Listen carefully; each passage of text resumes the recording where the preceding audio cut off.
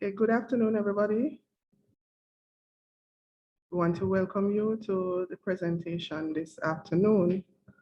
Our presenter is Mr. David Walters of the JCDT, Jamaica Conservation and Development Trust.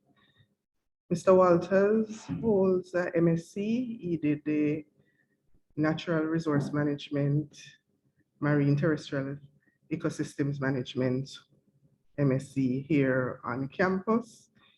He completed that in 2019. Prior to that, he did a BSc in geography. So he joined the JCDT in 2019 as the National Park Manager.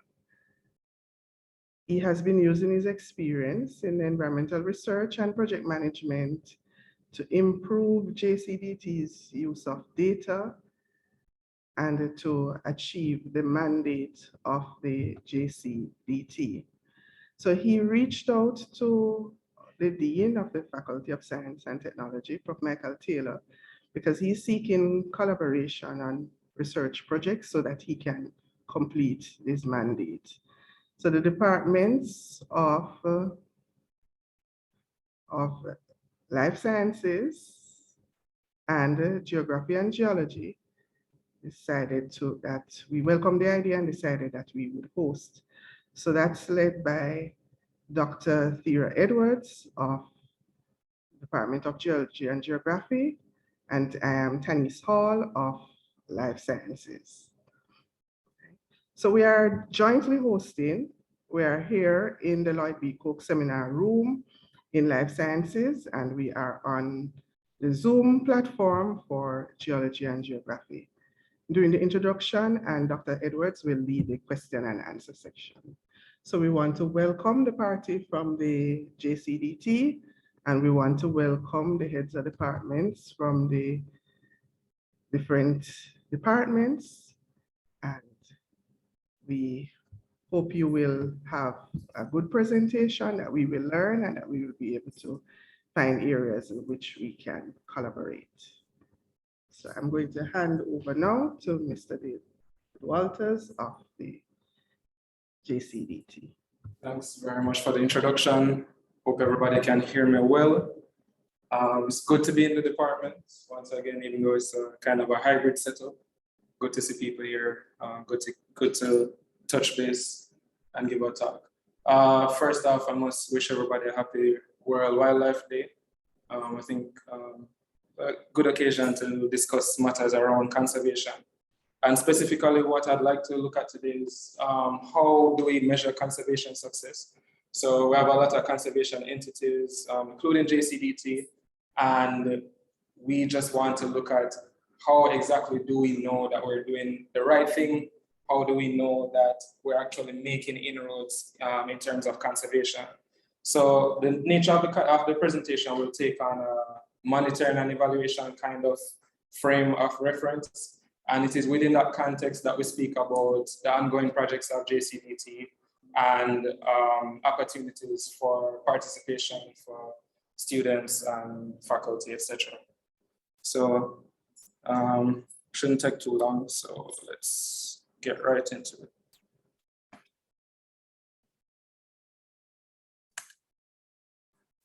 So I represent the Jamaica Conservation and Development Trust, and the JCDT is an environmental NGO, and we manage the Blue and Jonker Mountains National Park.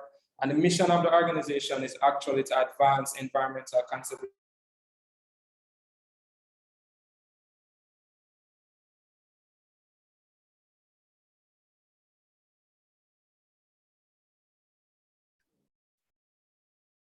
Sorry about that. Just resuming. So the mission of the JCDT is to advance environmental conservation and sustainable development with a particular focus on the Blue and Jonker Mountains National Park for the benefit of Jamaica and Jamaican people. So just for reference, this is the area that we're speaking of. And this is kind of a concentric circle model where on the outermost circle is what we call a buffer zone, a community buffer zone. And this is a 2-kilometer buffer from the boundary of the national park. Most of our efforts are actually concentrated within this buffer zone because we're really looking at the interactions between people and the environment, and that's where most of those interactions happen. Within the buffer zone, just that next boundary there is actually the national park boundary, and that's highlighted in the lighter green color. And the deeper green color is our core preservation zone and the UNESCO World Heritage Site. This area was inscribed for cultural and natural significance. So it's a very important space, and it contains most of the cloud forest, Bradley forest. So the first question I want to ask is why Cant Serve? I'm going to make an assertion that, you know, if it wasn't for people, conservation wouldn't be a discipline at all. If we didn't interfere with things, if we didn't mess with anything, then there would be no need to conserve. We just leave things alone and then it'll be fine. But given that we're people and we do lots of things, we have lots of interactions with the environment, and then there is this need to conserve. But like, why do we need to conserve? Some people talk about existence value. So life has a right to exist. Trees, animals, or whatever, they're here, and we shouldn't kill them or get rid of them. We shouldn't threaten them. And that's a more, I guess, a philosophical way of looking at it. Who has or what form of life has the right to be here and enjoy life? I won't get into much of the arguments about existence value. What I will talk about is another way to value the space. And what we're talking about is ecosystem services. So it's an easier way to think about it. And it's literally or simply, what do we get from the environment? So of course, it's kind of selfish. We're thinking about ourselves, and we're thinking about what do we actually get from the environment. So the Blue and Jonker Mountains National Park area actually covers 10 of 26 watershed management units within the island. So a lot of the supply of clean water actually comes from the Blue Mountains area, and it supplies most of the eastern section of the island with water. As I said before, it's designated as a UNESCO World Heritage Site for natural and cultural heritage. It's also a key biodiversity area, meaning that it's rich in biodiversity. We look at ecosystem services like pollination, like carbon sequestration, and the conditions for agriculture, like coffee. The environment of the Blue Mountains is the underpinning of a whole coffee industry and other forms of agriculture. Just one example of an ecosystem service, one that I like to cite a lot, pest control services. This was a study done in 2005, just looking specifically at one watershed area of the Blue Mountains. Within that area, it was found that the reduction in the coffee bird borer disease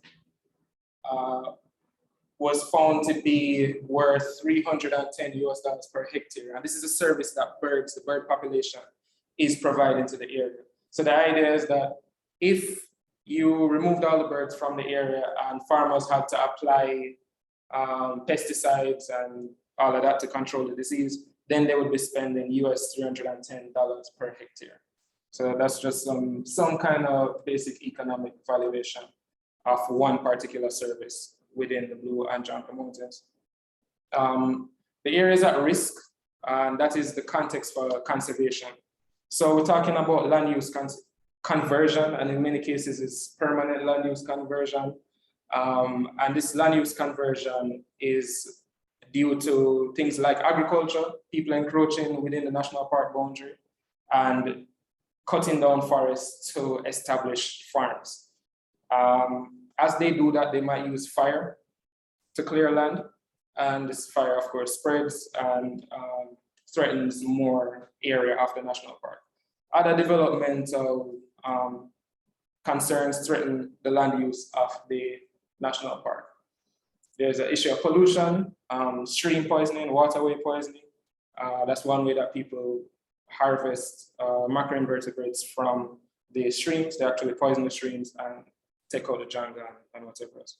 Of course, we talk about climate change and the impacts that might have on the natural spaces. We can think about possible increased frequencies and intensities of storms and how does that affect the forest structures. And of course, invasive species. We deal a lot with invasive plant species. These are plants that have been introduced from other places and outcompete the local vegetation and threaten ecosystem diversity. We go about conservation in a number of ways, and we kind of start from this frame of reference of a 10-year management plan, and we do a consultative stakeholder process, and we talk with people, and we talk with scientists, and we think what is the best way, what are the best strategies to implement to conserve the space. One of the central activities of this management planning activity is root cause analysis. And this is where we try to think about what is actually at the heart of the problem. Why is this thing happening? And we design strategies to address those root causes. Now, the management plan can be broken down into program areas, and this is basically the operational focus of JCDT, how we implement our conservation activities. So the first area has to do with enforcement and compliance, and it's pretty much to stop encroachment of the national park boundary and the destruction of forest and wildlife within. It primarily takes on law enforcement perspective. This is where we have national park rangers that patrol the space, and they intervene when they come upon instances of breaches of the environmental legislation. It's not only about law enforcement, it's about compliance as well, getting people to do the right thing before we get to that point where somebody has to be prosecuted. So there are other components to the enforcement and compliance activities. Rangers participate in public awareness and outreach activities as well. Following up on that, we actually have a separate educational outreach program, and the goal here is to raise public support for the conservation activities here in terms of natural and cultural heritage, and to improve the management and sustainability of livelihoods, particularly within the buffer zone communities. So buffer zone communities are our neighbors within the national park. However, what we must understand is the man-land relationship in conservation, where we have to really take a close look at the socioeconomics and the social factors as we think about conserving the natural environment. So that one of the assumptions here is that people don't understand, so we educate to help them to understand and improve environmental behaviors. The next program area has to do with conservation of natural heritage. And the goal here is to enhance and maintain the remaining area of closed broadleaf forests and to protect animals and species within the Lunchtime Mountains. Of course, there's preservation of cultural heritage, and that has to do with the maroon culture associated with the space. We have a monitoring and evaluation program area, and this is kind of the one I'll be focusing around in the presentation. However, the goal here is to track, record the threats and changes to the ecosystem health so that we can assess whether or not the national park is achieving its overall conservation goal. So that's really the theme of the presentation here. Are we achieving it? And what are some of the things that we do to try and measure if we're achieving it? And what are some of the gaps in our strategies? The next program area, I call it the boring program area. This is governance and administration, but it's one of the most important program areas. This is pretty much all the supporting activities of national park management. Back office activities of stakeholder engagement, reporting, accounting, that kind of activity. And the next or last program area in this list here, we're looking at recreational tourism. Of course, Blue Mountains hosts Halliwell Recreational Area, as well as Portland Gap and the Peak Trail. And these are some of the more popular areas within the space. And the idea here is to provide recreational opportunities for visitors using ecotourism principles. So what we're trying to do here is, of course, generate income for conservation. And we're trying to get people to form this connection with the outdoors so that they will have more support for conservation activities. So back to my central question, is it working? And then the follow-up question there is, how can we tell if it's working or not? And this comes down to monitoring and evaluation. Now, in a general sense, monitoring and evaluation has to do with assessing progress towards a goal or the degree to which a goal has been met. In the specific terms of the JCDT programmatic area, this can be simplified as a simple question. So the question here is, are we achieving our overall conservation goal? And I'll get into that in a bit. However, I just want to talk about some of the considerations that we have to keep in mind as we think about measuring conservation success. What are strategies that we use to know if it's working or not?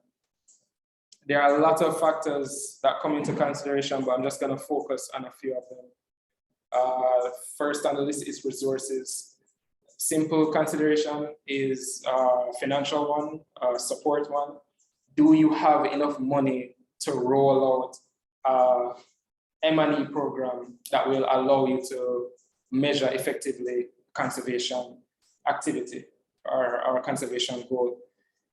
Simply put, if you have a large area of forest restoration going on, a couple hectares and so on, you ideally should go in and measure every single tree as you plant them and as they grow, and take measurements at points in time in terms of height and DBH, so that you can, that's depth at breast height, so that you're able to see how the trees grow, monitor the conservation efforts, and be able to comment on how you're actually doing in the conservation activity.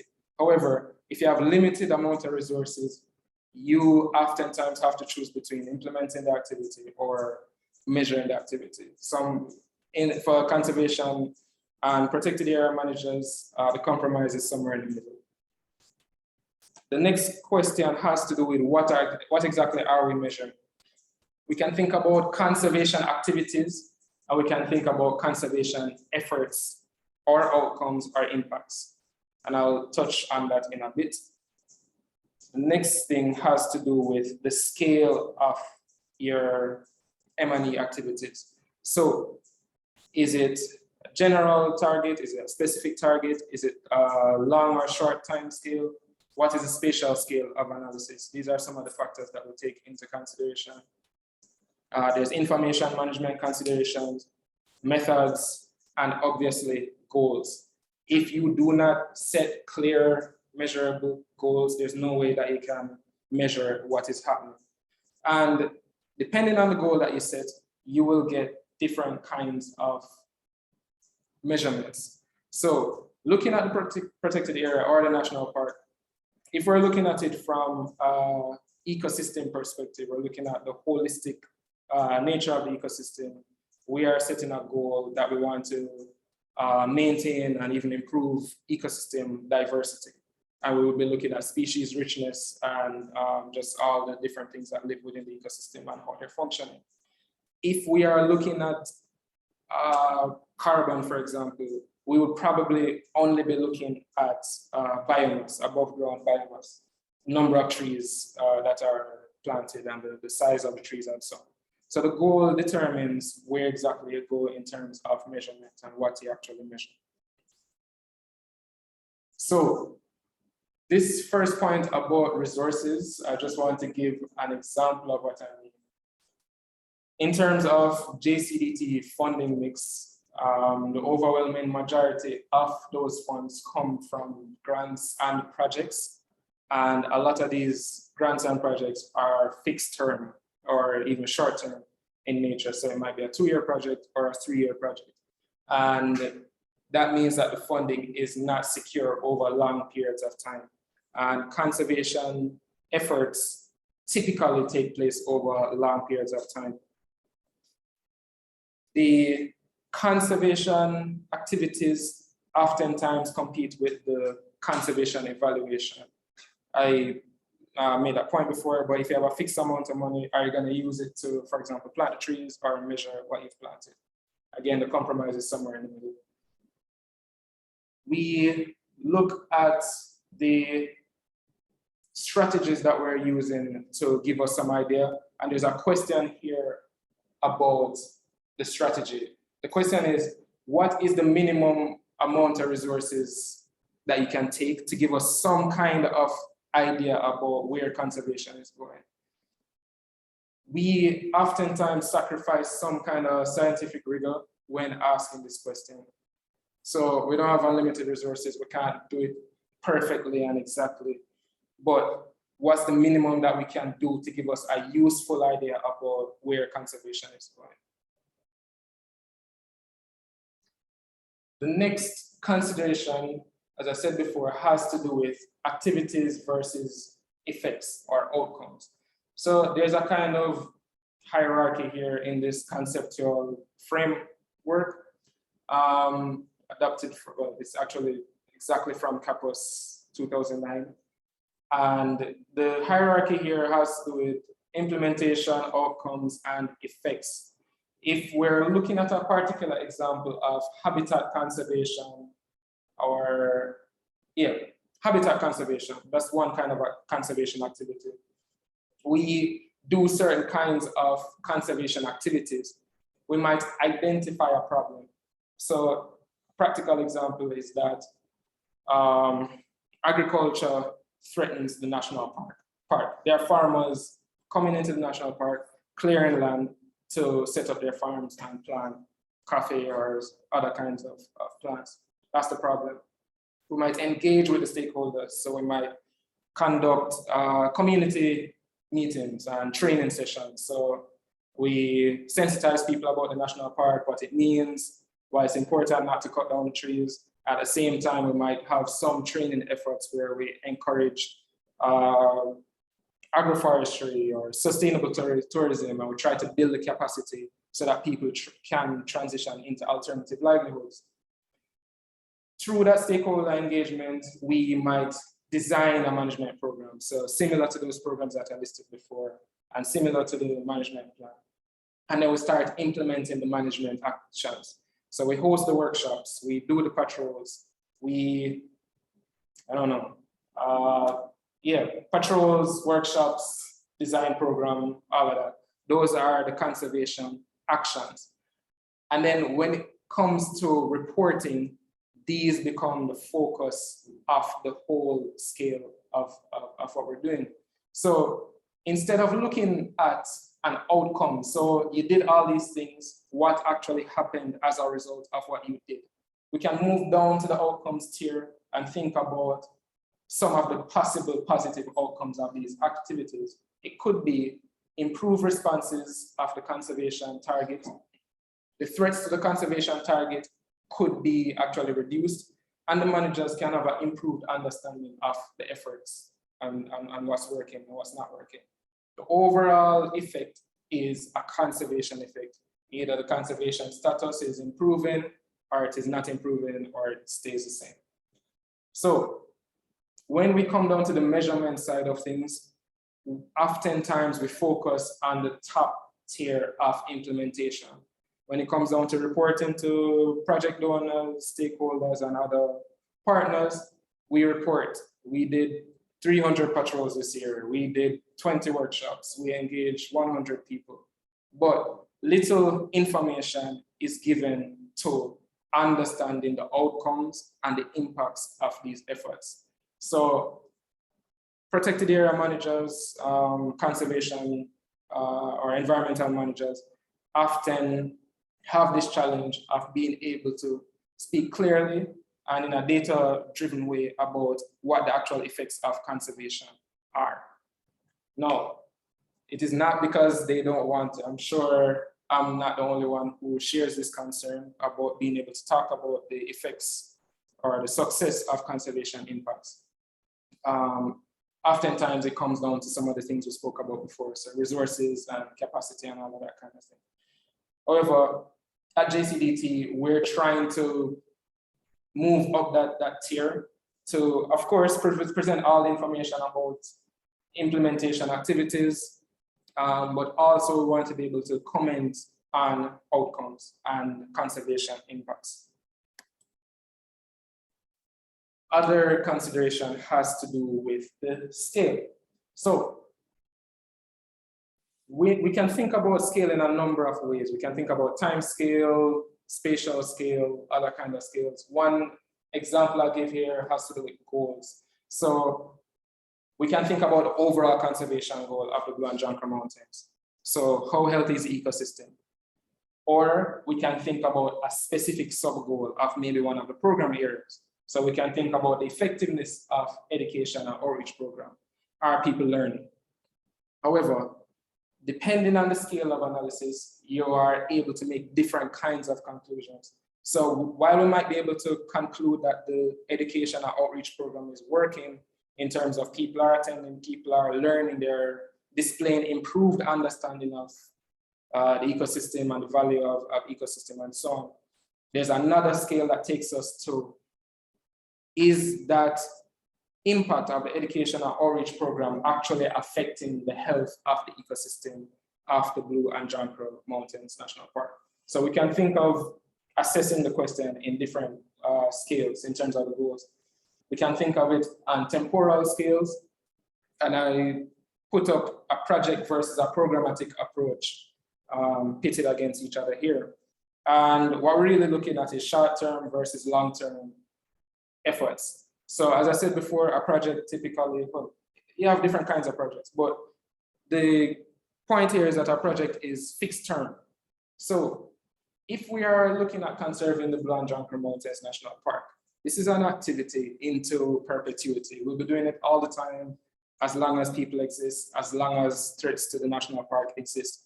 But we only, in many cases, we only have funds for 3 years to carry out a conservation activity.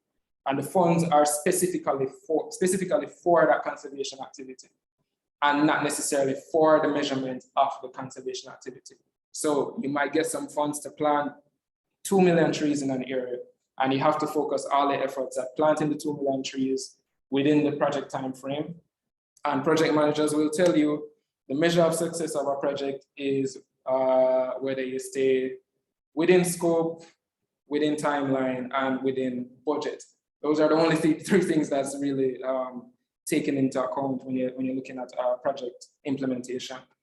Now, a programmatic approach is a longer term thing, a more continuous thing, where in this approach, we might be able to start to get a look at what the conservation impacts are, because conservation activities oftentimes take long, consistent effort.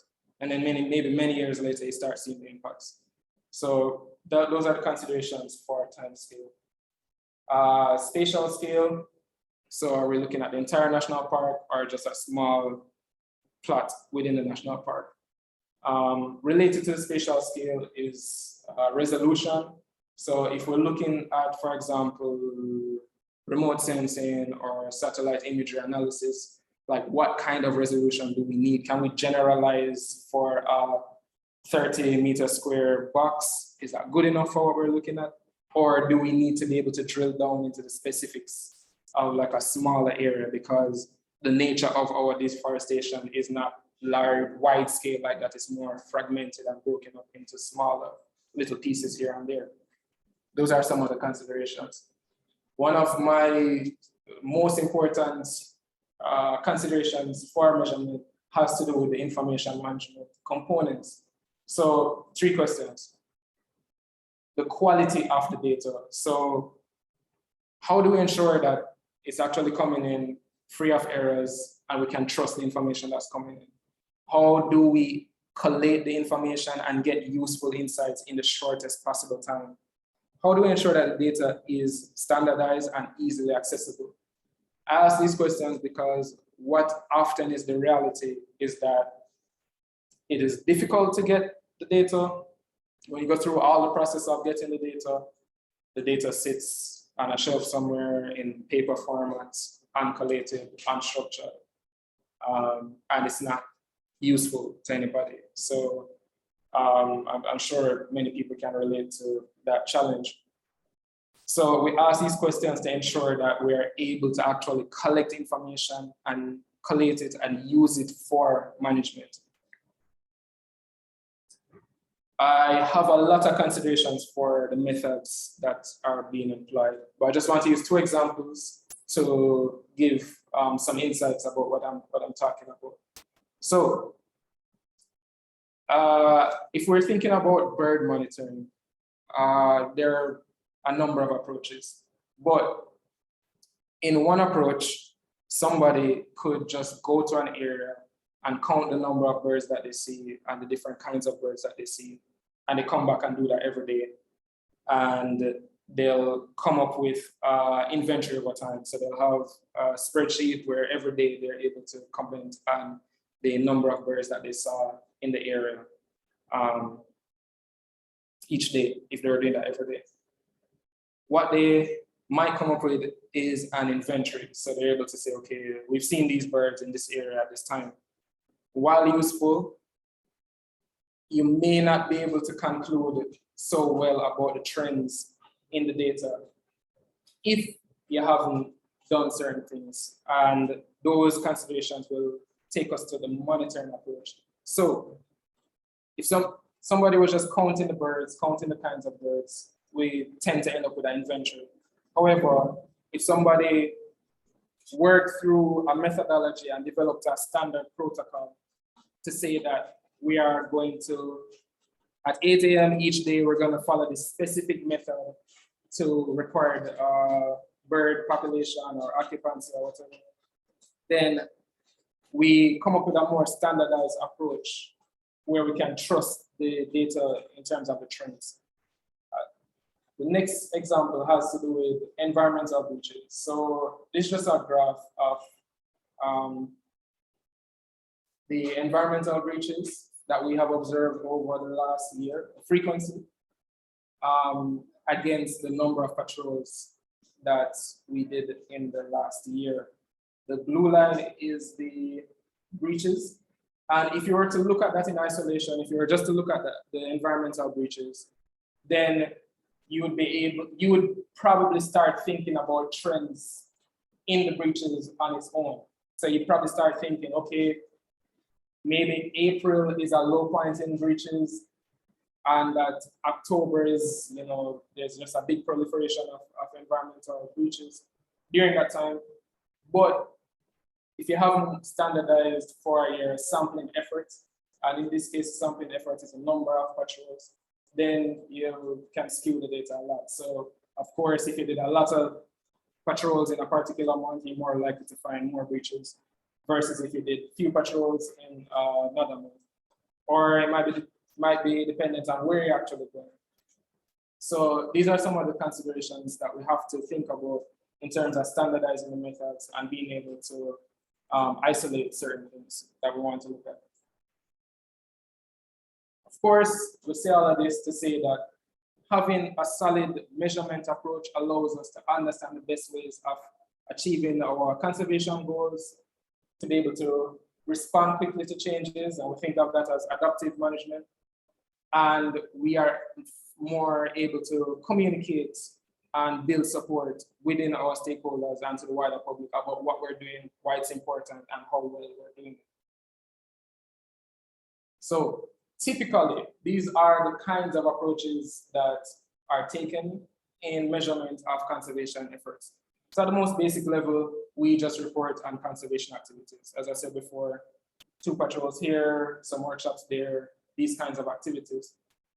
Then we can look at biological monitoring. So we can look at ecosystem diversity, species richness, population trends, those kind of things where we measure the biological components of the ecosystem. We can have an interdisciplinary approach where we start to factor in some social and economic indicators. Might be about the neighboring communities, what's the primary occupation, what the demographics look like, those kind of things, household income. We can use GIS and remote sensing to give us ideas about above ground landmass, forest composition, and land use conversion. Some researchers assert that conservation is inherently anthropocentric, human-centered. So at the center of it is actual people. So even though we're looking at the environment and all of that, some researchers like to state conservation benefits and indicators in terms of how people are benefiting from the conservation efforts. So if it's a reforestation activity, is the local community actually benefiting from what's going on over there, or are they excluded, or is there any kind of antagonism?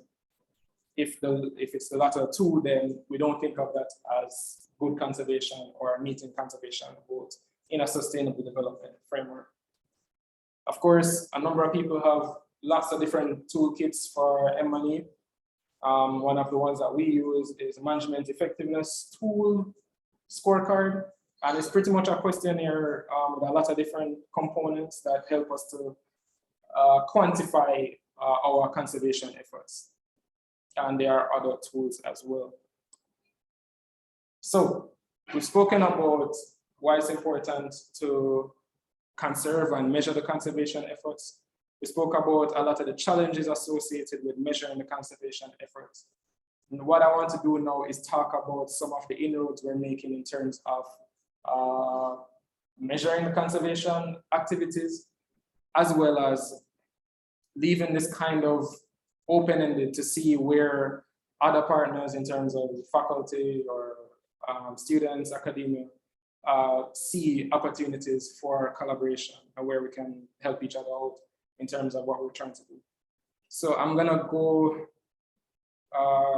program area by program area and talk about a number of efforts and where the gaps are and so on. So of course, we're starting with enforcement and compliance. Spoke about the goal already. Some of the metrics that we're looking at, it has to do with where breaches are occurring, where the different kinds of observations are happening, the spatial relationships, and quantifying what is happening. So number of breaches, where they're happening, which communities, the kind of topics discussed in public awareness activities, those kind of things. Now, if you remember, we spoke about data and information management before as a consideration, and it is oftentimes a hindrance to good conservation monitoring and being able to measure conservation impacts and success and so on. One of the things that we've done or started doing at JCDT is actually taking a deep dive into the information management system, allowing rangers with the tools to collect data in their hands on a cell phone or a tablet that is not pen and paper. And this writes to a central database where the information is collated as soon as submitted first. And it allows them to work offline, and as soon as they get connectivity, they're able to update the database.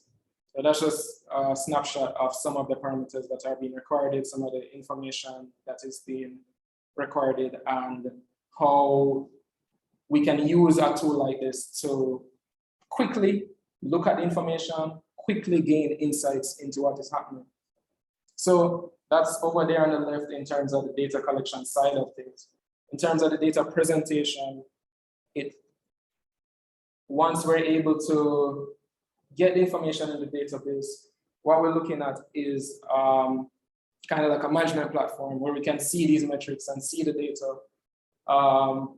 already collated and presented in order to make quick management decisions. So this map is showing us where the patrols occurred, the size of the circles are showing us, they're proportional to the number of people engaged in an area, and then the color of the points refer to the particular observations in terms of environmental breaches. So I think if it's gray, then there's no breach, but then if it's red or yellow, then it's another kind of breach, and so on and so forth. So if a protected area manager or national park manager has a dashboard where they can review the data, then it is easier for them to assess conservation success on an ongoing basis and make changes quickly. And we think of that as kind of like an agile structure where we can quickly make different kinds of changes. Some of the research questions in this program area has to do with, of course, the frequency of breaches, where the breaches are happening, what are the factors affecting the breaches? Is there a relationship with communities or distance to roads? Those kind of things. What happens with the enforcement actions? What is the result of the patrols? So of course, this question looks again at conservation activities versus conservation effects. So we can talk about the patrols and so on and so forth. And then we talk about the enforcement action. Is it that the rangers gave a verbal warning? Is it that they gave a written warning? Did they follow up on the area? And then what happened in that case? You know, was somebody prosecuted? Did the activity stop? What we want to be able to do is to comment on each instance of an observation, to close that matter, to say that the outcome of this observation is this conservation impact. Not quite there yet, but we're working through to develop a queue, a status queue where we can link one observation to an endpoint. The next area I want to talk about is natural heritage conservation. And a lot of the activities here has to do with flora in terms of forest restoration activities. Rangers participate a lot in forest restoration activities where we plant native trees. We get scientific support, thankfully. In this case here, that's Dr. Kurt McLaren. And of course, Dr. Luke was with us on this particular instance. And they were giving us some insights into actually how we can measure what we're doing in terms of implementation. So these are some of the collaborations that we really, really appreciate. And some of the research questions, we can probably formulate them before I say them, but you know, what is contributing to the destruction of the Blue and John Crow Mountain National Park? Is it land use? Is it socioeconomics? Is it political ecology? It might be a lot of those things in different variations. We can think about the invasive species and what the spatial distributions look like. We think about how do we actually grow native trees and use them in forest restoration activities. That's one of our project activities going on right now in terms of Franklin funded project, Franklin Foundation funded project, where we look at conserving threatened trees and their cloud forest habitats. We've also gotten support there from Dr. Ina Vanderbroek, as well as Karen Campbell, and also Dr. Luke and Dr. McLaren. So they've been helping us out a lot in that regard, and we're making some inroads there. We look at the, sorry, just moving my mouse around a bit, right? The spatial distribution of endangered species within the national park. So one of the really, really data deficient species is the Jamaican hootail, that's the coney, or endemic land mammal that has its habitats within the Blue Mountains, mostly on the Portland side, Blue and John Crow Mountains, yeah, in the Rio Grande area. And we don't know much about them. We know that they're there, we've seen them, we've captured them on camera traps, and we've actually captured an animal. But we don't really know where they go. We don't know the extent of their range, and those are some of the things that we want to look into. We're thinking about small mammal tracking with GPS. That's one of the things we're looking to raise some funds to get off the ground pretty soon. Another effort has to do with remote environmental monitoring. And this is using a particular kind of technology. We call it LoRa. and it involves more physics than I'm able to adequately communicate. So I'll just leave it there. I will just say that we've been able to communicate between environmental sensors, point to point, in distances over 2 kilometers within the Blue Mountains. So this map on the right-hand side, it's showing us one of our field tests, and it's showing us the distances that the signal traveled from an initial signal. So the particular use case here is monitoring fire risk and fire activity within the Blue Mountains. The idea is that there is some kind of relationship between some of these parameters here and a fire. So a fire is likely to emit volatile organic compounds. It changes the humidity of the air and it changes the air temperature of the air. If we're able to figure out the exact relationship amongst these parameters, we can use these this information that we're getting from the sensors to give us an alert about when a fire is happening, or even when a fire is likely to happen or just about happening. So what we're doing in one of the areas that we work in for conservation is setting up these nodes so that we can sense these parameters. Then they relay amongst each other to carry the information out of the remote areas. And then it connects to one master node, and that master node is connected to the internet in like the community that's close by. And then that master node is able to upload information so I can get it in the office, and then we can look at it and see what's happening and try to model and try to figure out how we can use it for early detection system. So this is showing some promise, and I am willing to make this data available and open. So if there's anybody out there with you're a really good statistical programmer, you can pick up these data sets and try and help us to figure out what's going on. So that's something that we're actively implementing, and we're expanding the area of the nodes and just getting the information online. Almost done. Of course, again, the monitoring and evaluation program. Typically what we do in monitoring and evaluation from JCDT perspective has to do with bird monitoring and freshwater monitoring. And these are biomonitoring approaches that help us to understand the overall health of the ecosystem. The hypothesis here, or the assumption, is that there's a specific relationship between certain kinds of animals and the environment that they inhabit or occupy. So some animals only inhabit pristine or good, healthy ecosystems. And if you see those things and they're occupying the habitat, then it indicates to you that the ecosystem is looking good. If you start to see a decline, or if you don't see them anymore, even before you are able to perceive the changes in the environment for yourself, so you might be looking around and it looks the same, those species or animals are more sensitive to changes in the environment. So we try to monitor them so that we can have a heads up about what's going on in the environment.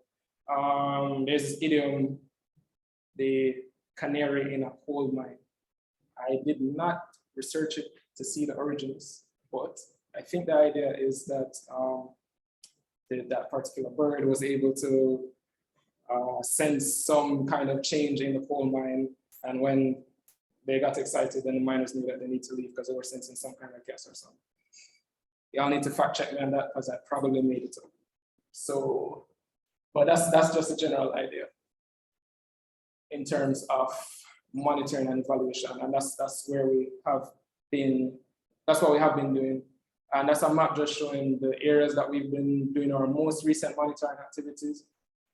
But some of the challenges that I spoke about throughout the presentation apply squarely to this program and these activities. So for example, for the bird monitoring, what happens is that there's a protocol that had been designed to answer certain kinds of research questions. And the rangers go out and they follow the protocol, look for the birds, and check them off on their sheet. and then they bring them back to office, and then somebody stays there, somebody has to collate them into Excel, stays there for a while, and then eventually, over a long period of time, we're able to get into analysis and getting some useful insights about what's happening, and that might be a long, long time afterwards. So these are some of the research questions relevant to that program area, and it's pretty much what I've been talking about over the course of the presentation. But one of the things I want to focus on here is how data management and information management approaches help us to improve the monitoring and evaluation activities. So there's this really, really cool tool called Ebird developed by the Cornell Lab of Ornithology. Basically, they made a phone app that's able to record observations of birds, where you can quantify or just indicate absence or presence. And you can submit that information to a central database is collected, and then you can pull down the data and do whatever you want with it. So this is a really, really invaluable tool, especially because the specific protocols that we need to implement bird monitoring are also available on the app. It's not like you're just randomly counting a bird as you see. There's a specific protocol, and the app helps you to adhere to it. So this is one of the things that we're looking to implement, so we can get the data really, really quickly, and we can just get our insights right away and make management decisions based on that data. Again, this is an opportunity to look into the data to see how best to use it. And again, making an appeal to anybody who has any statistical programming experience or interest, whether R or Python or whatever you feel like using. Once we start using this and building up the data set, we can share the data, and we can look into different kinds of statistical approaches. We can look at occupancy modeling, different kinds of modeling to see what exactly is this data telling us about the habitat.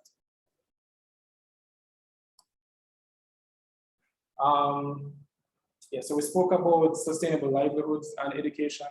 Of course, when we know what goal is, we are reaching out to the community, we are educating, we're trying to build capacity with the hope that people will deviate from negative environmental actions or behaviors.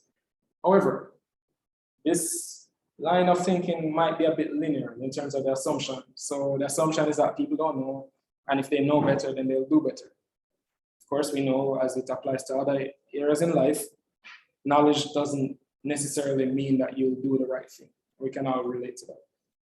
So one of the things that we've been looking at recently is what are actually the barriers to responsible environmental behaviors. So somebody might know what the right thing is to do, but like what is actually responsible for them making the wrong decision? That takes some research into like behavioral science to kind of find out what's going on there. And that's one of the avenues that we are pursuing. We're commissioning some research right now to work alongside the local communities to kind of understand better what the actual barriers are. It's not just about people knowing or not knowing. Sometimes it's lack of viable alternatives. Well, that's a hypothesis. Lack of viable alternatives. Or just other things that we haven't discovered yet. It might be environmental sensitivity and connection. So that's some of the research that we're looking at as well. I think conservation hasn't really benefited from these cutting edge marketing techniques where we're able to do a deep dive into the psyche of the target group and understand what we need to do to change behaviors. So that's one of the things that we're trying to look into to see how we can benefit from those kind of approaches in order to see improvements in this area. Questions here. Are the alternatives proposed economically viable? So somebody's farming, they're making a lot of money farming, and then you're telling them to go and be a tour guide. Is tour guiding a better economic option for that person who usually farms?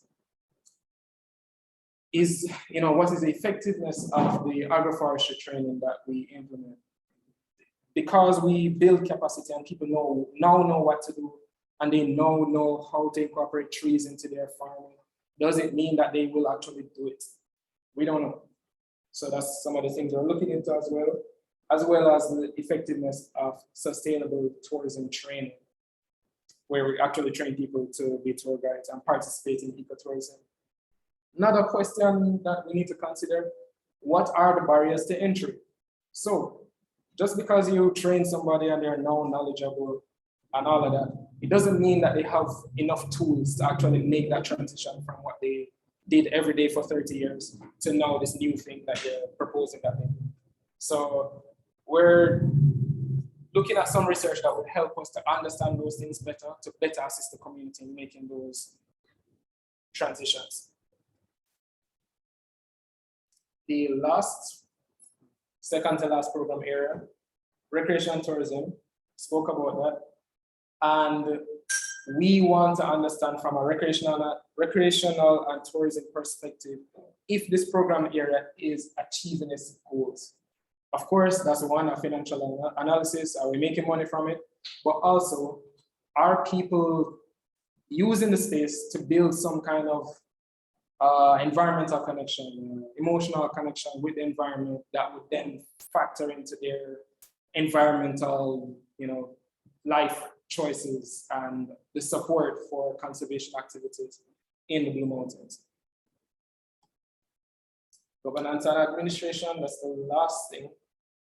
And this is really more, I guess, administrative analysis, financial analysis, budget analysis, those kinds of things to find out if the governance systems are actually working to support the protected area well.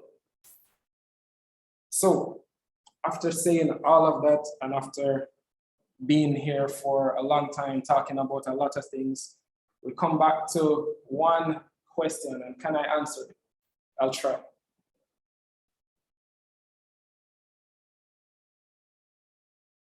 The question is the Blue and Jonker Mountains being effectively conserved? And I suppose it depends on who you ask, what the goals mean to different stakeholders. What kind of frame of reference are we using in our analysis? But I'll pivot to the research, what people have said already about conservation in the area. And there's it's some time now. I thought it was fairly recent, but 2009 was some time ago, right? Yeah. So Dr. McLaren, Dr. Tanner, Shanali Chai, no, Dr. Chai, they did some work actually looking at the same question, does national park designation have any effect on conservation in the Blue Mountains? And they look at 3 parameters: forest clearance, fragmentation, and something else, I don't remember, regrowth, yes. Forest clearance, fragmentation, and forest regrowth. What they found is mixed results. It's not all clear. But in terms of forest clearance, this happened at similarly high levels before and after. So it didn't seem as if the national park designation affected forest clearance, people going in and clearing the forest. Didn't seem that way.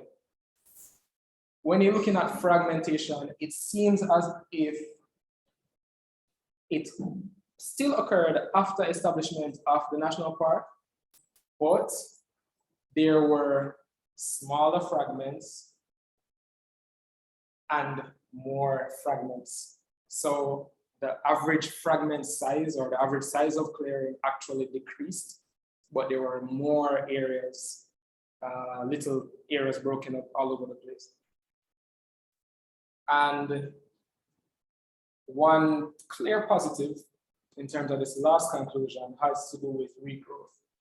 And there was actually a decline in the net deforestation rate. So deforestation decreased over the time, comparison of before and after the designation of the national park.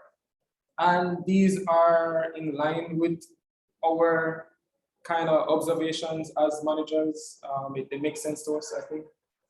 But what we want to do is to be able to build on existing research and contribute to research as well.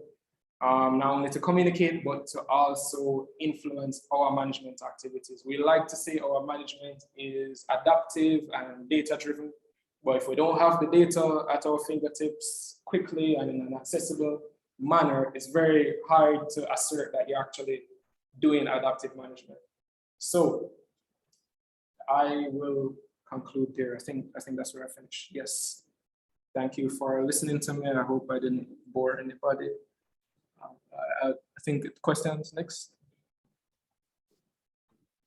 Thank you very much, Mr. Walters, for your presentation. I'm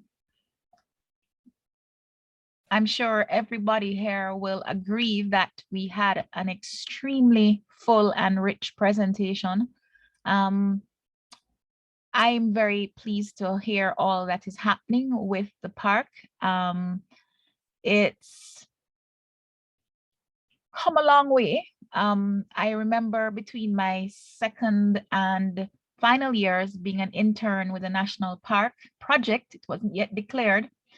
And I'm doing my own PhD work in the park. So it's always very good to see the progress that has been made in the almost 30 years, coming up to 30 years next year, of declaration and opening of the park. At this time, we covered so many areas, you know, environmental conservation, sustainable development, preservation, ecosystem services. We looked at compliance, outreach, education. We looked at extensively at monitoring and evaluation, including some of the new tools and technologies that are being deployed. And of course, you know, the balance that has to be made between the large area that the park covers, the resources at hand, both in terms of financial resources, human resources, data analysis. It was a lot that we covered. So what I'm going to do right now is open the floor and ask that if anyone has any comments or questions, that they raise their hand to be acknowledged, and I will pass the floor over to the person who wishes to speak.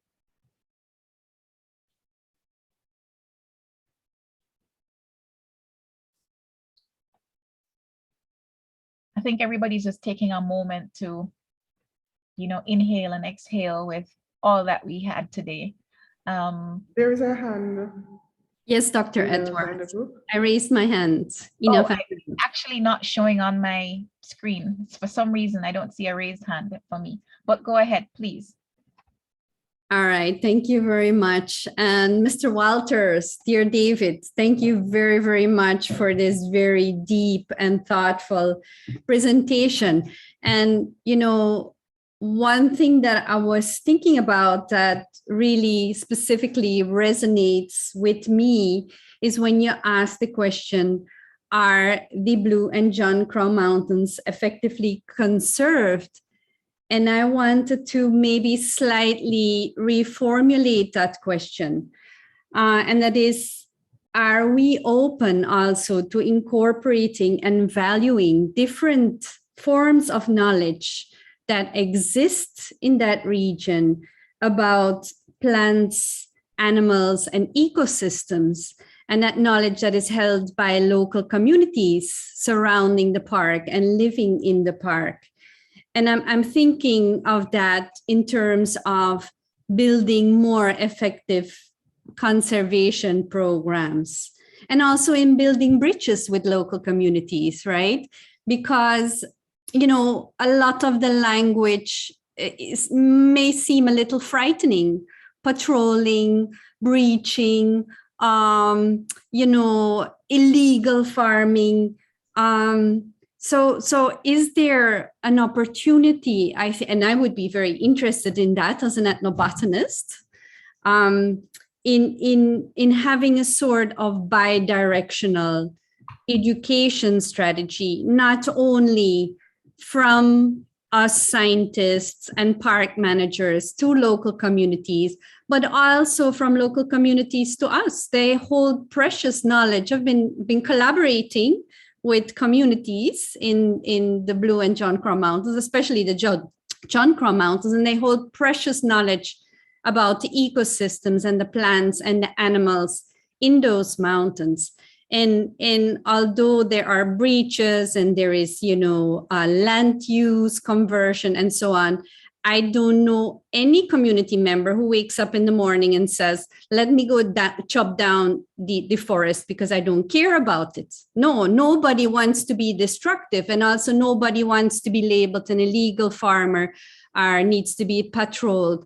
So the reality is that many of these community members are living a subsistence lifestyle, right? And they're trying to somehow incorporate these resources to maintain also a living, right? So there are complex issues at hand, but I'm really, really interested in how we can move forward in incorporating local perspectives in more effective conservation and management.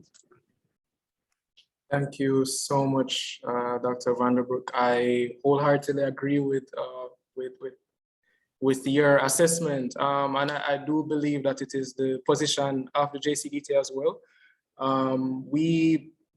To be honest, the law enforcement capacity is actually pretty low, and we not only, even if we had high law enforcement capacity, just looking at the paradigms of conservation over the years and where we've been through in terms of conservation, we've seen in many places in the world where conservation has been antagonistic and we exclude people from conservation, and there's a lot of conflicts and antagonism.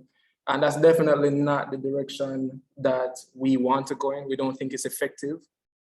We don't think we can actually afford that kind of approach. The more pragmatic approach and the more reasonable approach is actually community engagement.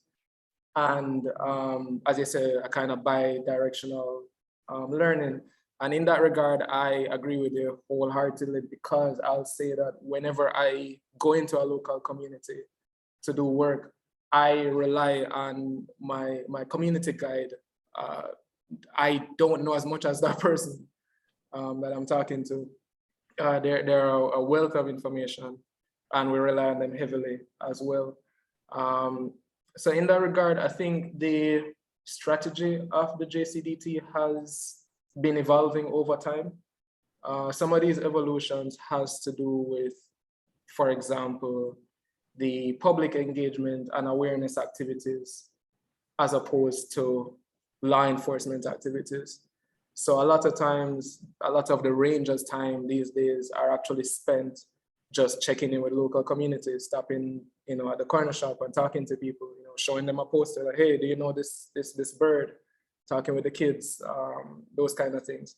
And that is one of the approaches that we have pivoted towards. There's another concern that you touched on in terms of the scale of analysis. So is the problem an individual problem, or is it like a systemic problem? I pivot towards the latter, where of course these people are subsistence farmers, the socioeconomic and livelihood options within these areas are not great. And for sure, sustainability can be a challenge as they think of livelihood questions. They think of, how do we survive in this area? So what we have been trying to do and think very seriously about is how can we actually help the community to be more sustainable and help them to make that transition. Some of it has to do with training, some of it has to do with building capacity, and also reducing that barrier to entry. As I mentioned before, a lot of times we do all these business trainings and all of that kind of thing, and then we now expect the community member to be a whole entrepreneur overnight, to go set up his own business and sell these products and whatnot. And it's just not realistic, it's not reasonable. So for sure, and that's one of the areas of measurement or assessment that I'm very interested in. I'm a novice in terms of ethnobotany or whatever, and that kind of discipline. But when I go into these communities and I hear these guys talk, I'm very interested in, recording and learning what's going on. So I agree with you, and I think those are important considerations for all protected area management and all management stakeholders. All right, thank you very much, David. I would also, there's another question for you from Simon. Go ahead, Simon. Hello, thank you for the talk. I was just wondering, you're talking about data gathering and things like this. And my real sort of question is, so are you collecting baseline data that will help us deal with situations that come along with climate change? So things like changes in rainfall, changes in temperature, and other things. I mean, I know a few years ago that we had a fire which ran up towards John Crow Peak, and which led to that area being damaged, and then locals going in and actually planting in that area and this sort of thing. And of course, even if they didn't, it's likely to be basically replaced by invasive species rather than native species. So I just wondered how much have you collected in the past, and do you intend to collect it in the future so that you can understand how climate change is affecting the whole of the Blue Mountains and the John Crow Mountains? Very, very good question. Thank you, Dr. Mitchell. So what I'll say about data collection in the past is that data has been collected. A lot of it is very fragmented and needs consolidation to determine where exactly we're at in terms of any useful insights. Specifically as it relates to meteorological data or assessing climate impacts, these pieces of data are probably at a lower resolution than we would like. So we might have rainfall data for Mavis Bank area maybe, and then you don't have any data between there and say Halliwell or something like that. It can be pretty far apart, and in terms of putting it all together, many times it's disaggregated and we're not really sure what the actual insights are. So given that reality, what we have been doing, some of these things that I spoke about, specifically the LoRa network approach, what I envision and what I hope to do is to be able to collect more micro scale data. So these sensor nodes, they're fairly inexpensive and they can be put up at a higher resolution, closer together to get more micro scale kinds of changes in terms of soil moisture, rainfall, air temperature, humidity. And collecting it that way also solves the collation problem, because what you now have is a data stream coming into a database that is there, it is collated. It's not getting a piece over there and getting a piece over there and trying to put it together. But in terms of the trends and the baselines in the past, I'm not gonna say that they don't exist, but it will take some work for somebody to pull all these pieces together in a cohesive fashion to actually see what is happening. And I would posit that's a great research project for an aspiring grad student. They can go through, meteorological data, patrol reports, and as well. We actually have patrol reports as far back as mid-90s, early 90s, early 2000s. Yeah, I've seen a giant patrol book where rangers had been recording observations, including environmental conditions during the 90s. So there's a trove of data all over the place, but somebody needs, and it's a collaborative effort for all of us, or whoever is interested, to collate all the stuff and come up with some useful baseline information from the pieces of data. Thank you, David. There's a question from Ms. Dion Newell.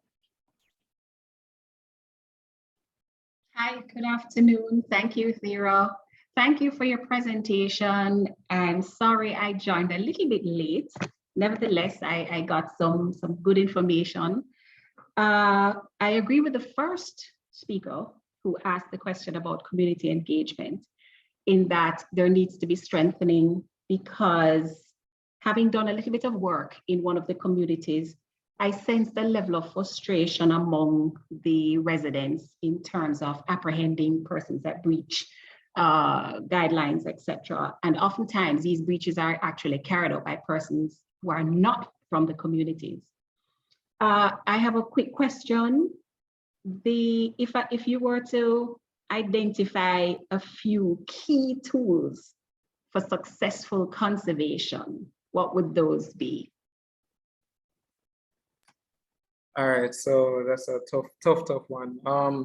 Tools for conservation or metrics for measurement of conservation?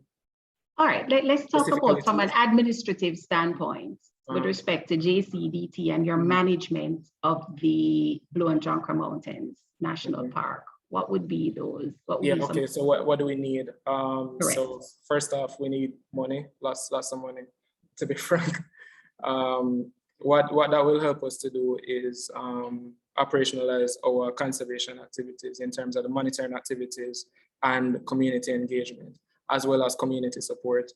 From my perspective, I try to see how best to leverage technology as we try to make inroads into conservation. And we need some of the best tools available. I displayed some of the things that I've been working on in terms of collecting data, collating data, presenting it, using it, and so on. But if we could improve on that side of things in terms of available resources and tools, that would be really, really good as well. We actually have a serious mobilization issue in terms of transportation.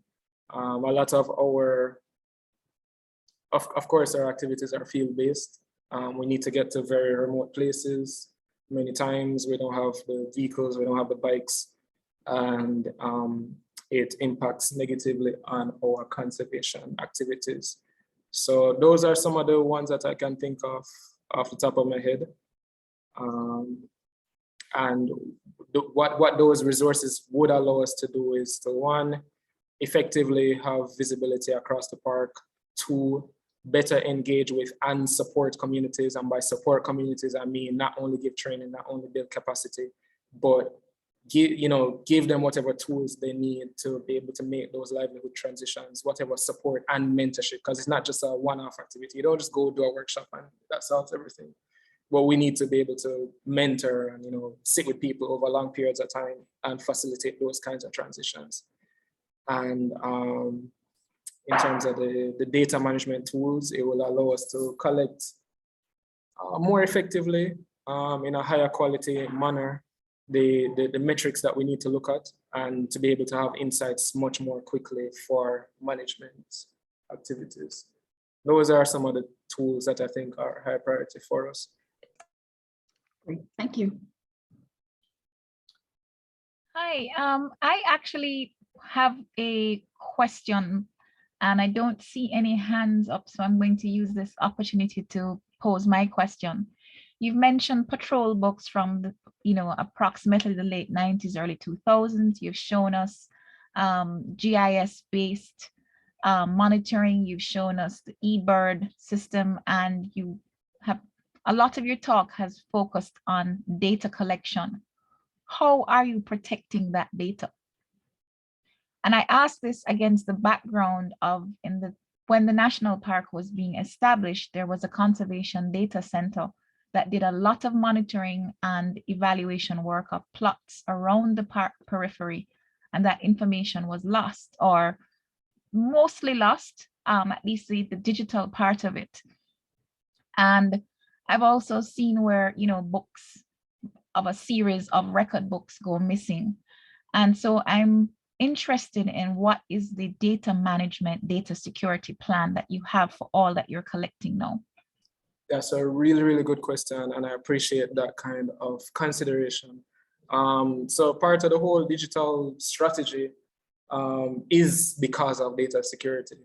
You know, it's easier to lose a book than it is to lose a cloud database. It's easier to lose a patrol record, field record, paper record than it is to lose something out of the app.